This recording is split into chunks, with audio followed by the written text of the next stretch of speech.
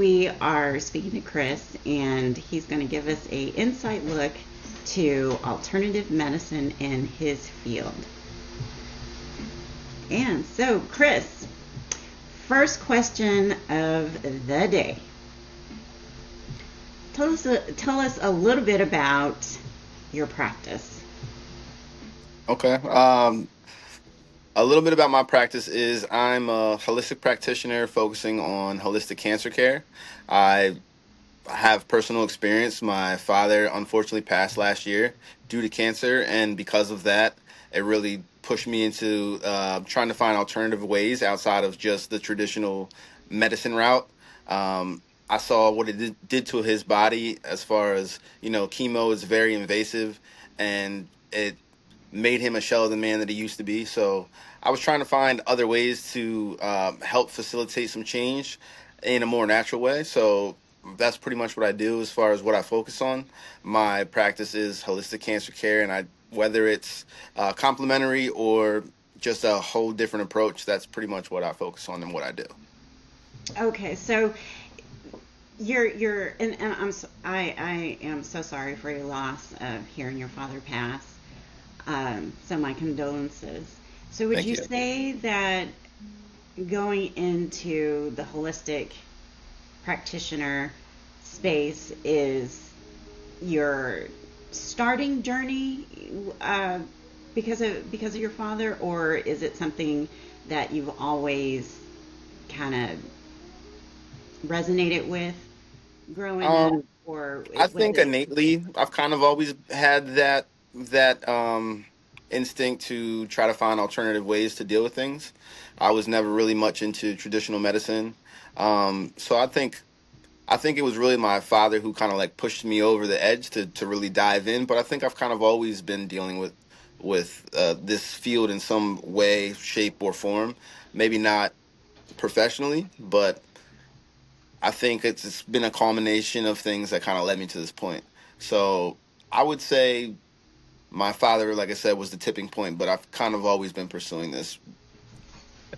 Okay, so could you describe your healing philosophy in one or two sentences that could kind of give a structure of your point of view of Yeah. where your practice is coming from? Okay. Well, my healing philosophy really is rooted in simplicity. I believe that the body knows how to heal, and once we stop interfering, we can facilitate some serious change. I think by aligning with nature and listening deeply, we can create space for true balance and restoration. I hear that. Simple is more. I Absolutely. completely agree with that. So, what is one thing that you wish that people understood about their bodies when it comes to energy healing or just healing in general in your practice? Okay. I kind of wish that people would understand that their bodies aren't broken. I mean, they're wise and they're constantly communicating with us. I think so many of us have been taught to like mistrust or silence those signals that when we really try to quiet our minds, our bodies are always trying to guide us back into balance. So I think just really listening to that intuitive nature within ourselves that the body is always trying to communicate, whether it's a fever, whether it's a sore throat. These are the signals that something deeper is going on. But I think we've been led to believe that, oh, that's fine. I could just take some Tylenol or whatever it is and I'll be fine. So I Right, think really just quiet yourself and listen. right. Just get still. And that's so Yes. hard to do in our society. You know, we just keep moving and sacrificing, which I don't know who made sacrificing so popular anyway, 'cause it doesn't really feel good. Yeah. But out of the time that you've spent in the holistic space, is there any particular client that moved you differently and deeply in your practice to just push you forward with no apologies? Yes. Like I said, I've pretty much focused on cancer care, but I've done a lot of things. I work with a lot of different people, and this is actually somebody that I'm currently working with now. Just giving advice to. She has some situations going on where she was listening to her intuition and telling the doctor that there's something deeper going on, and he was being very dismissive, and she just really wasn't feeling that she was being seen. So I reached out to her via social media and just offered some small little pieces of guidance, and it's helped her in such profound way that she's been able to finally sleep through the night. She hasn't been able to do that in years. So it's those small things that really mean more to me than maybe the bigger things that people would think of, especially in the cancer care industry. But it's the smaller ones. It's the fact that she was able to feel seen, and that made it's going to make all the difference moving forward for her. So yeah, I think that's one of the more profound things that I've done. Yeah, I agree. You know, the cancer industry accumulates so much money, and I'm just like, why are we still doing this? And it's nothing new under the sun. It's nothing. Cancer hasn't reprogrammed itself. I mean, we've been dealing with cancer since known to man. And why is this still happening? Yeah. Yeah, I can totally agree with that. Um, so when it comes to working with other clients, and you know, you're a vessel, what do you do for grounding practices that you swear by while working with the client? So, you know, because I get this comment a lot, especially speaking to other practitioners, is that they feel drained after a session, and um, you know, they feel as though they're taking on symptoms of their clients. I really just don't have that problem. I haven't experienced that. So what type of grounding practices do you swear by, so when you leave that session, you're still whole and complete, just and refreshed, just as if you walked in to that appointment and started? For me, it's like really just setting intentional boundaries. There's certain things that I will allow within my workspace and my work time, but outside of that, I have clear boundaries, whether it's for reset and rest, self care, or focused on work. Work is just a small aspect of what I do. It's not who I am. I'm a father, I'm a husband, I'm a brother, a friend. I have a lot of hats, so I try to make space for all those things. Um, but when I am in that intentional space with somebody, I give all myself. But after we leave, I leave it there, which is hard. I mean, especially when dealing with cancer, that's not like the nicest, glamorous field to be in. It's a lot. It's emotional. It's trying. But I know that if I am lacking, it's not going to help whoever it is that I'm working with. So I try to be charged up when I come and make that space for them. So for me, it's really just being intentional with my boundaries. Right, right. Your boundaries are there to protect you. You Yeah. can't force anyone else to work within your boundaries or Yes. submit to them. And it's important to set your own boundaries for yourself, so you have a beginning, a middle, and an end, and it keeps you on track. Yeah, Yeah. because you know, there's some people out there that tend to pull on, you know, your energy just because they need to be in your presence in order to feel better. And so that can be really training to tiring to someone who is sensitive to energy like that, and they're not even aware of it, you know. Yeah. So I commend you on that. um, Thanks. so what's your daily routine for grounding just for yourself, because you do Well, wear a lot of hats? absolutely. Absolutely. Again, it's just being intentional with my day. So for me, I have a daily routine that keeps me grounded and connected. I start my mornings early before the world wakes up. I try to be alone with myself for those first few hours. And what I do first is I don't get on any kind of social media. That's not how I start my day. I do, I try to use that as my sacred time, sacred space where I can create a vision for my day. Um, And then from there, I usually will create some sort of herbal tea, just to kind of keep me balanced. It helps nourish my mind, body, and soul. It's those simple things that really keep me grounded in my space and starts my day off right. Like I said, I don't like to be bombarded with a lot because I do have a lot going on. So that time that I can take to myself, I really do take that to myself. Good, good. I know that's tough with kids. You know, Yes. it really is. Yes. Yeah. Um, when my kids were young, oh my gosh, I was single parent, of course. Their father had passed when they were little, and so thanks. Um, I had well, both of my kids were early risers. Okay. One woke up like at 5, the other one woke up just an hour later and fully charged, Oh yes. like their energy had been charging all night long. So it was wake up and playtime.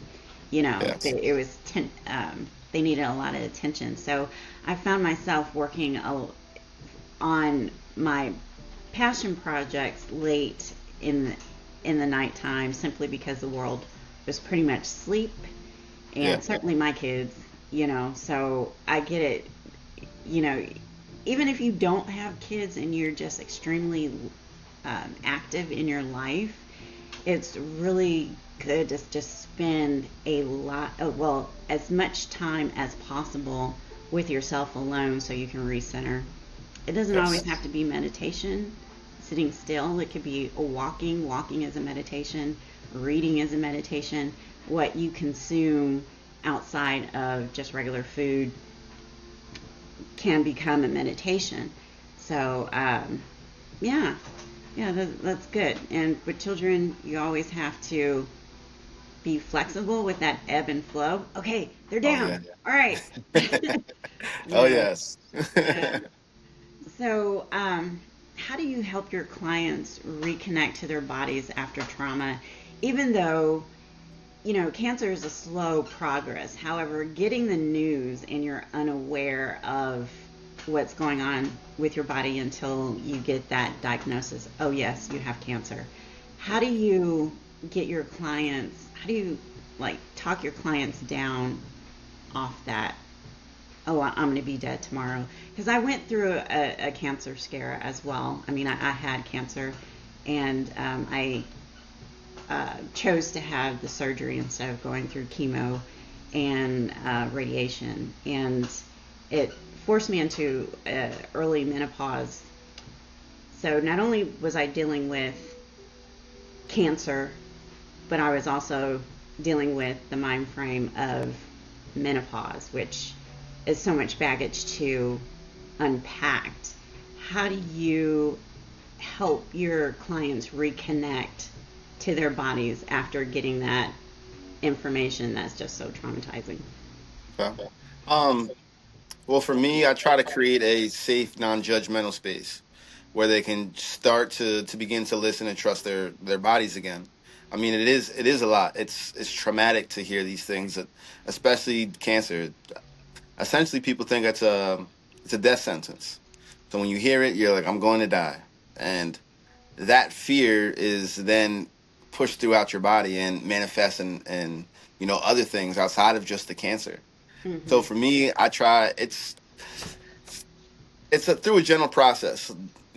That's why I use herbs and fruit-based nutrition, mindful breathing, body awareness techniques. I try to guide them back to a place where they could feel the wisdom of their bodies again without fear or shame. It's why me? Like, what did I do wrong? And you didn't do anything wrong. You didn't. Like, it is a lottery that unfortunately you got picked in, and it's there's this stigma that with cancer especially that it's something that you have to fight, and it's not. It's something that you have to heal from. So that's what I try to do. I try to guide them gently through the process. You don't have to be scared and you don't have to feel this shame. It's really about helping them to release that tension and those stored up emotions. Right. Get them to disconnect so that way they can feel grounded and whole again back within their own skin. Right. Yeah. Yeah. Getting back into your own skin. That's Yeah. the key. We have so many distractions. Oh my gosh. So, what would be the most misunderstood thing that you feel is happening with alternative medicine that you would, if you had a chance to clear it up, what would that message be? Okay, so the most, I think that it has to be something harsh. That healing is this harsh process, clinical even, um, and it doesn't have to be that way. I think for especially for me, you're not broken. You have everything that you need within yourself, and we can do this in a safe space. That's why like I said, I think using these natural remedies is soft, it's gentle. It doesn't have to be harsh. You know, I think one of the big misconceptions is that it's too simple to be effective. Like people often think that, like I said, like it has to be this harsh reality, but it could be gentle, consistent, and those natural things really are what create the deepest shifts. I think, like for me, using fruits and herbs and energy work isn't about a quick fix. It's really about supporting the body's ability to heal, which is going to take trust, patience, and presence. Mm-hmm. Right. Yeah, trust. That's a key word. Yes, Yeah. absolutely. You gotta trust the process. You Yes, can't trust anything that doesn't feel good, you know? yes. Yeah. So, what herbs or foods do you keep close to your own routine? Okay. I think what I'll start off with would be as far as I keep watermelon. Watermelon for me is a staple. It's super hydrating, super nourishing, and it helps keep me grounded. I lost a lot of weight just eating watermelon. Usually in the summertime, I won't drink water. I'll just drink watermelon juice. It's, high H3O, structured water. So I love watermelon. I also use daily black seed oil, which is another favorite of mine. Super powerful, natural healer. I rely on that for my immune system and anti-inflammatory properties in that. Ashwagandha is another go-to for me. That helps to balance my stress and it supports my energy levels. And then I also do a nettle leaf and cleavers. I do that daily. That helps support my liver and my kidneys. And without those, I mean, that's primarily why our body is in dis-ease. So I want to make sure that those things are functioning all the time. So those are pretty much the staples that I rely on. So, do you mostly focus on herbs and foods, or do you also do um, any other type of spiritual healing? Yeah, essentially for me, it's herbs and fruit. I mean, there's also gentle spiritual practices as far as like mindful meditation, as things for me, writing, daily journaling, those sort of things. But primarily, what I focus on is fruits and herbs. I think you can reverse anything through fruits and herbs. Yeah, yeah, physically within the body. Yeah, I do believe that food is the gateway to uh, connecting to a higher source. I really do. Uh, Simply because, food is our primary source of, other than outside of breathing, Yeah, of what we need. And yeah, so we celebrate with food, we mourn with food, we snack. Um, it seems like everything is planned around food, even as a collective, even individually. We usually get up and have something to drink. Well, that's partaking, that's food. It brings the body nutrients, yeah. lunch or breakfast, dinner, snacks in between. So, yeah, I've always felt as though food can be your coffin or it can be your medicine, Um, Absolutely. so, one of the things that I hear often, especially with the people that I've worked with in the past, is that they don't like the taste of natural food. Yeah, But, bitters are very important, especially to your soft tissue, your liver, your pancreas. Um, what would you say to get them over the fear of, oh, it's going to taste bad? well, there's ways to make everything taste good. There's all kind of combination of stuff that you can do to make things taste good. I know a lot of people who don't like vegetables. They just haven't had them prepared the right way. So as far as like when it comes to feeling good and tasting good, I tell you a lot of stuff that is good for you isn't going to taste the best. But I would rather, endure those 30 seconds of it not tasting good, knowing that my body is being nourished than to, Right. you know, oh, I need it to taste good and sweet and this and that. We've been conditioned for that. Hmm. So, I mean, I get it. It's going to take some time to readjust. And there's things that I don't like, but I still take them because I know they're good for me. Right. Yeah. Me too. Me too. It only takes a few seconds to chew up something and swallow it Absolutely. than Absolutely. trying to make plans to go to the doctor's office and sit there and wait forever and take time off of work and give me those 30 seconds. I'll chew up some dandelion in a minute and Absolutely. you know swallow it. So, is there anything else that you would like our viewers to know about um, alternative ways of healing? Yeah, I think there's so much stuff out there, so many resources for you to pick up and implement into your life that I mean, it doesn't have to be this overnight thing that you jump in both feet and essentially burn out. I think it's a slow process. I think slow and steady is going to allow you to have a greater chance of success long term with healing. Um, for me, I don't really try to push too much of a diet. Um, just because diets are hard to follow and the majority of people are going to crash and burn on a diet within a week. But I do believe in juicing. I think juicing is a great um, source of these nutrients. It's easy on your digestive system. And I believe that that is something that can be simple. I think take the time for yourself now before you get sick, because when you get sick, nothing else matters but getting better. So I think take preventative measures. And my key thing with this is the quality of life over longevity. Obviously, I would like to live as long as I can, but if I feel horrible for that time, then was it worth it? So take care of yourself now, even if it's something that doesn't taste the best. Take care of yourself now. Do it now. Because, like I said, when I lost my father, he said if he would have known he was going to live as long as he did, he would have taken way better care of himself. So do yourself the favor. Pick something up. Add some fruit into your diet. You don't have to like it all, but try it around. Find something that you do like. And those are like just easy things that you can do. Whether it's even switching up, the way that you cook food. Maybe stay away from some seed oils and try some healthy fats. And those small little changes will make a difference in the long run.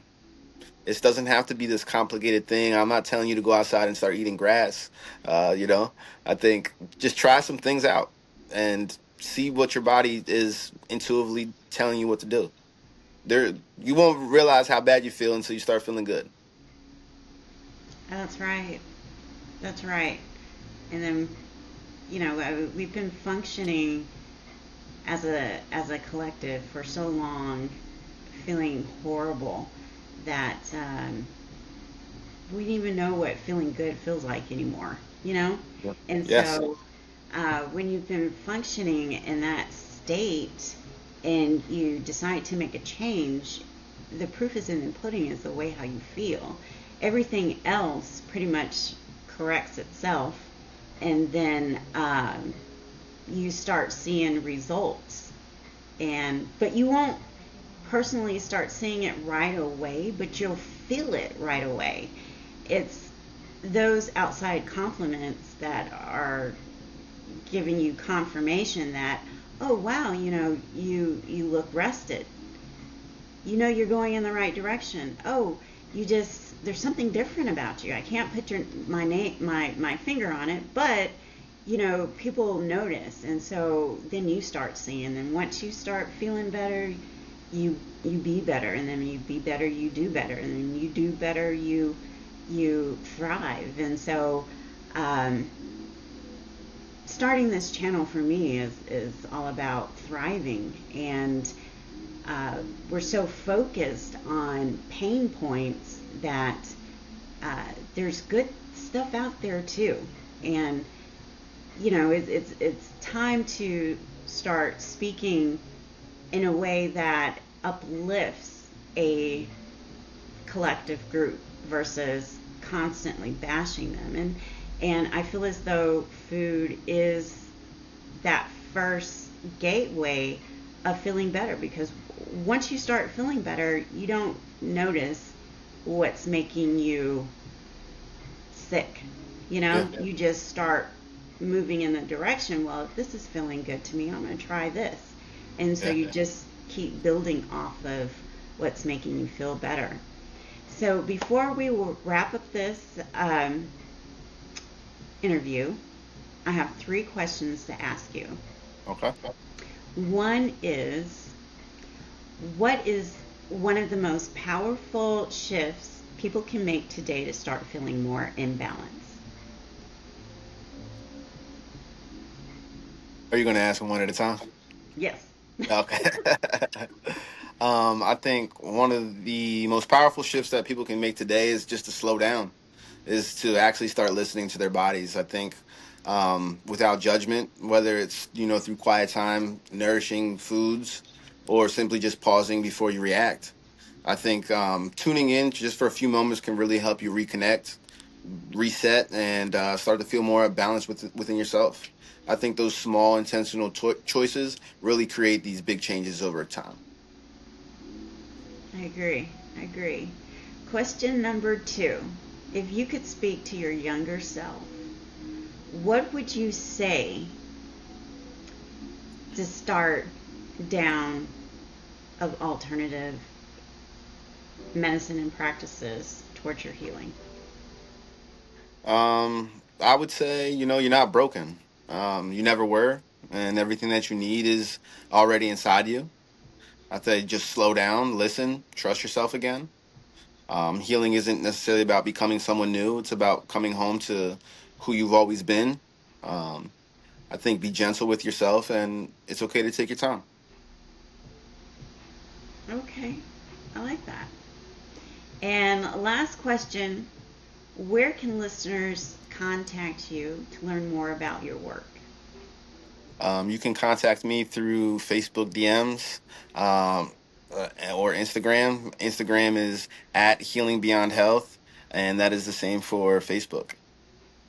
Nice. Okay, well, that wraps up our call today. And thank you, Chris, for showing up in our space, willing to Yes. share your information with us. Thank you for And having me. hopefully, we'll have you back again. Yeah, sounds good.